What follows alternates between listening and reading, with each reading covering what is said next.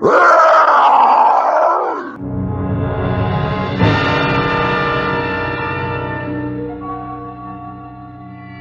is nothing wrong with your television set. Do not attempt to adjust the picture. Explore how the Hulk, the Terminator, and the Outer Limits are connected.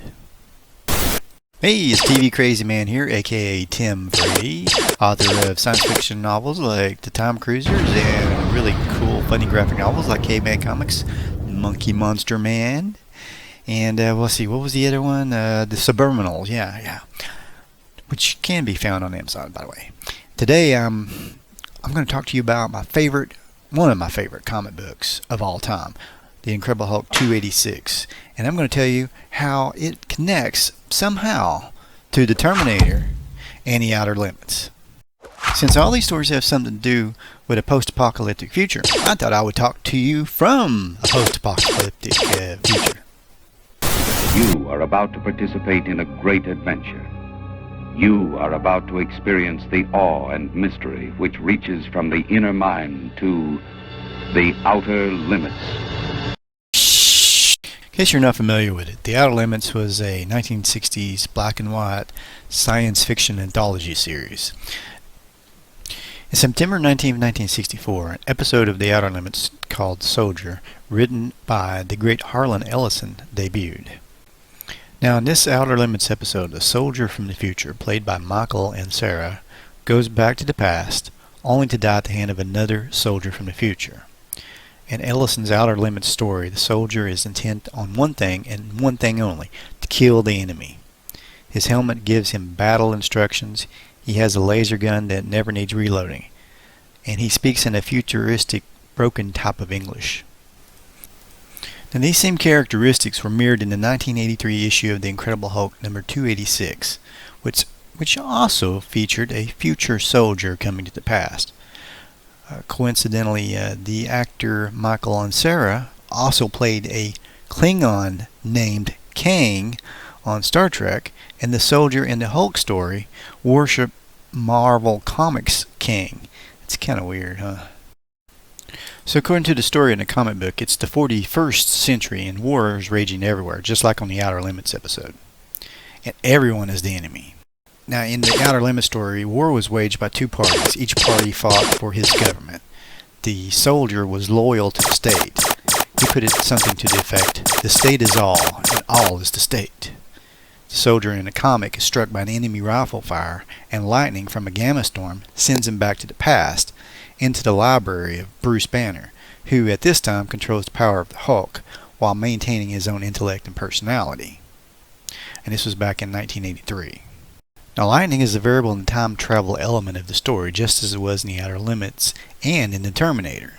Through yet another coincidence involving a gamma storm, the Hulk and the soldier are sent back to the 41st century. It's at this point the story really becomes its own and starts to separate itself from the original Outer Limits episode. The Hulk discovers that Kang the Conqueror is dead, but his robotic statue continues to command war for his people. The Hulk destroys the statue, and in turn sees the soldier of the future free from his commands to kill. I don't want to ruin the rest of the story for you, but let's just say it's not necessarily a happy ending all the way around. Now, Harlan Ellison wasn't too happy about this story. And it goes that Jim Shooter said he wasn't aware of the plagiarism until Roger Stern had told him the day the issue hit the stands. And so, since Ellison technically could have been awarded a lot of money for it, he basically, though he decided to settle for the same amount of money that Bill Mantlo was paid to write the script, and an acknowledgement plus a lifetime subscription to everything Marvel ever published. At least that's the story as I've heard it. In order to save face, Marvel published a letter later in issue 289 saying that they intended to credit Ellison, but at the last minute there was a mix-up. Now, just the following year, something very similar happens when the Terminator is released in 1984. Ow!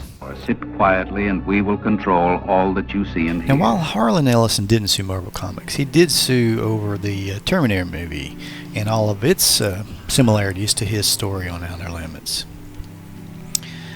In the Terminator, you had a soldier from the future. He's captured by the police. He goes through psychiatric treatment. He's never known love. He comes from a future where there's laser beams shooting through the air. There are a lot of similarities.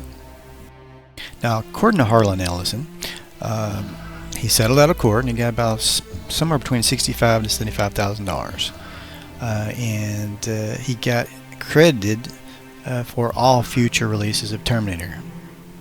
And that's he said in an interview that he wouldn't have even bothered to take it to court if they had came to him and asked for permission to expound on his story, which they did not. Now, James Cameron, for his part, he's the guy that brought the Terminator to the screen, emphatically denied Ellison's allegations and was opposed to the settlement, stating for legal reasons I'm not supposed to comment on that, but it was a real bum deal and I had nothing to do with it and I disagree with it. Where'd you come from?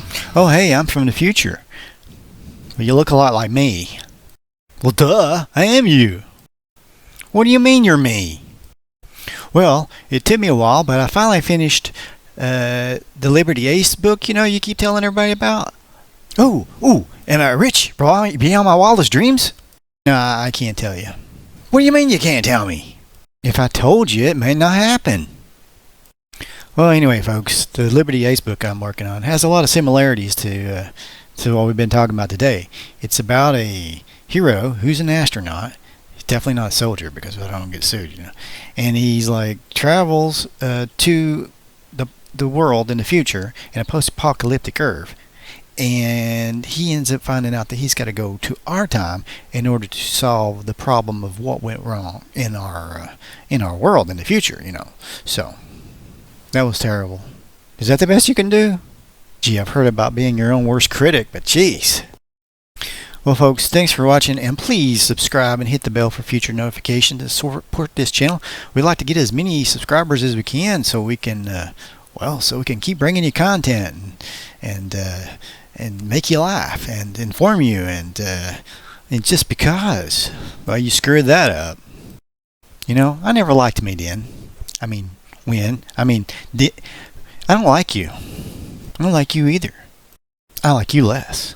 Now you did it. You hurt my feelings. I'm not talking to you anymore. Good.